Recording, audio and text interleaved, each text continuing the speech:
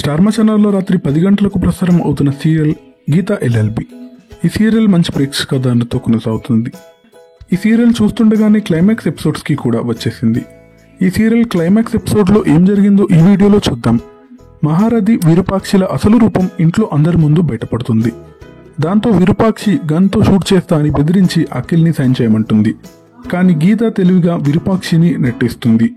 దాంతో మహారథి మళ్ళీ గన్ తీసుకొని ఇదంతా జరగటానికి కారణం నువ్వే అంటూ గీతని షూట్ చేస్తాడు.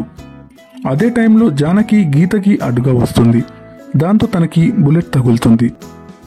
దాంతో జానకి తన బాధలో ఈ చివరి క్షణంలో అయినా నా బిడ్డ ఎవరో చెప్పు అని గీతని అడుగుతుంది.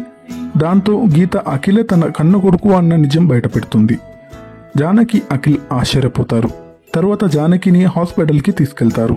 తనని రూమ్లో జాయిన్ చేశాక అఖిల్ గీతతో ఎందుకలా చెప్తామని అడుగుతాడు. తర్వాత ఐసీయూలో జానకితో సంతోషంగా మాట్లాడతారు. తర్వాత మళ్ళీ ఇంటికి వస్తారు. పోలీస్ వాళ్ళు మహారథిని తీసుకెళ్ళడానికి వస్తారు.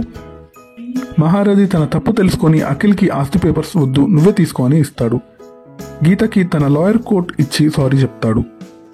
తన భార్య దగ్గర పశ్చాత్తాపడతాడు. పోలీసులు మహారథిని తీసుకెళ్తుండగా విరూపాక్షి తట్టుకోలేక మూర్ఛగా పడిపోతుంది. అమ్మమ్మ గారిని నేను బాగా చూసుకుంటాను అని మహారథికి గీత మాటిస్తుంది. ఇక నెక్స్ట్ డే గీత లాయర్ కోట్ వేసుకొని కిందికి వస్తుంది.